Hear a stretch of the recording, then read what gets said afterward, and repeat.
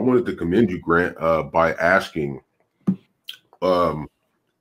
Well, we'll get to that later, right? But I think you did a good job with your question to John. Oh, thanks. I think that was an awesome question. Okay. That was a great question. Say that about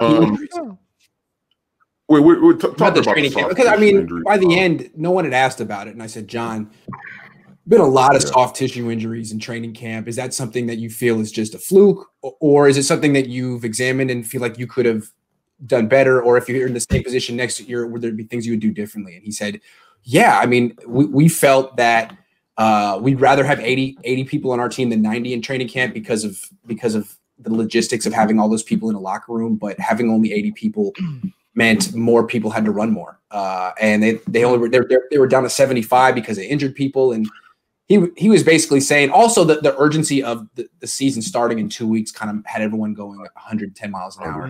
Yeah. That makes sense. And if you guys remember, I think it was 4 shows back, I said we had a practice where we had 73 guys and everybody got like 20 to 30 more reps. It takes a lot out of guys, man. So Lynch had a good explanation, but I'm not sold on this training staff. They've been here for 2 years. They got them from the NHL. It seems to me they have a lot to prove, and everything else about the Niners organization is first rate. Maybe they need to consider bringing in like a training staff that has had success in this league, in this sport.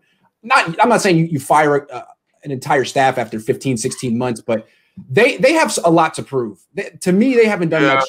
But also, bro, we have to look at the amount of soft tissue injuries in the NFL is up like 57% right now. So it's not just the Niners; it's everybody. That's the risk. You know, there was no mini camp, there was no spring training. Like we didn't have none of that.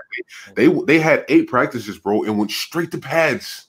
Like that's never been done. Like that's crazy. So I already expected yeah, we're going to see some injuries. And I'm just happy that we only seen one season-ending injury, and that was Jalen Hurts. I wish it would have been somebody else. Yeah. Like, I don't want to over push usage. injury on anybody.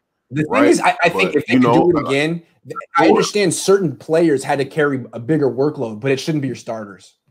Should not be your starters. Right. That makes sense. That makes sense.